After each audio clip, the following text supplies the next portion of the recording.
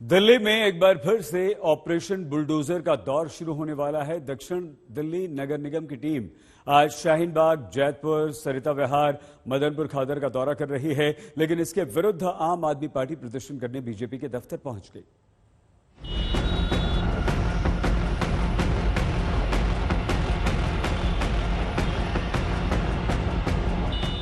दिल्ली में बुलडोजर का मुंह शाहीन बाग की तरफ मुड़ा तो एक्शन में आ गई आम आदमी पार्टी।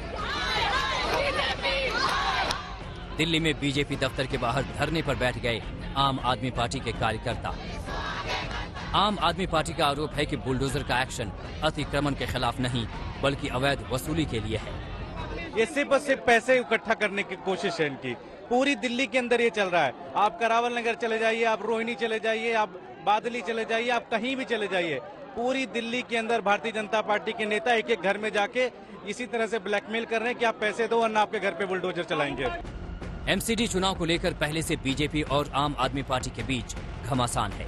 आपका आरोप है कि इस बार एमसीडी से बीजेपी का सफाया तय है, इसलिए उगाही पर उतर आई है पार्टी।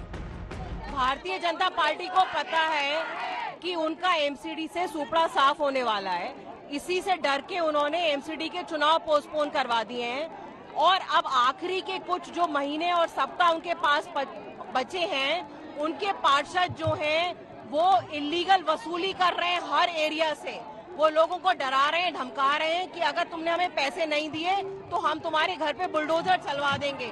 उसी के खिलाफ आज हमने यहाँ पे धरना प्रदर्शन किया है। बीजेपी दफ्तर के बाहर आप कार्यकर्ता धरने पर बैठे थे।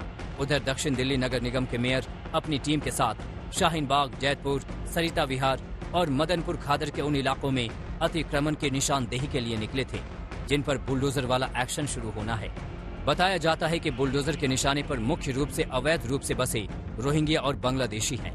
जहाँ अतिक्रमण होगा और जहाँ पर बांग्लादेश या रोहिंग्या को बसाने का काम किया गया है, जहाँ पर अवैध अतिक्रमण, अवैध निर्माण किया गया, वहाँ पर हम पूरी तरह से बुलडोजर। अगर बांग्लादेशी और रोहिंग्या के खिलाफ अतिक्रमण किसी ने किया, उस पर चलाएंगे नहीं चलाएंगे? बिल्कुल चलाएंगे। आज तक को मिली जानकारी के मुताबिक एसडीएमसी ने पिछले दिनों अतिक्रमण को लेकर सर्वे कराया था, जिसके आधार पर कार्रवाई हो रही है। लेकिन बड़ा सवाल ये है कि जब एमसीडी चुनाव में महज कुछ दिन बाकी हैं, तब सर्वे का ध्यान कैसे आया? आपको अभी तक, आप तो 1 साल से मेयर हैं, अब तो अंतिम 5 दिन है आपके मेयर बनने का, तो अभी तक आपने सर्वे क्यों नहीं किया?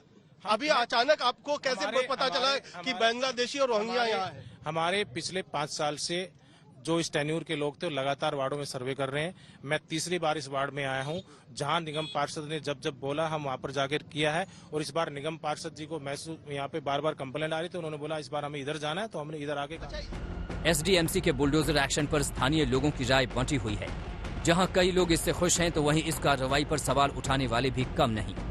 बहुत अनऑथराइज हैं, जैसे जाने आने में दिक्कत हो रही है और उसका इंक्रोचमेंट बढ़ता जा रहा है। वो जोन में तो पूरी कॉलोनी बसी, पूरी कॉलोनी है, लेकिन प्रॉब्लम तो अब और क्रिएट हो रही है ना। जैसे जैसे कोई दुकान बना रहा है, कोई मकान बना रहा है, कोई जाने का रास्ता नहीं है। नियम तो लागू होगा तो पूरी कॉलोनी टूटेगी, तो ये तो फिर कानून ही करेगा। मतलब क्या डिसाइड करना है? नहीं, देखिए अभी तक तो नहीं था ये, तो यहाँ के लोग निर्धर रह रहे थे। अब ये अचानक बन रहा है ऐसा, तो 25-30 साल से लोग यहाँ बस रहे हैं। पूरी कॉलोनी एक जैसा ही बसा हुआ है।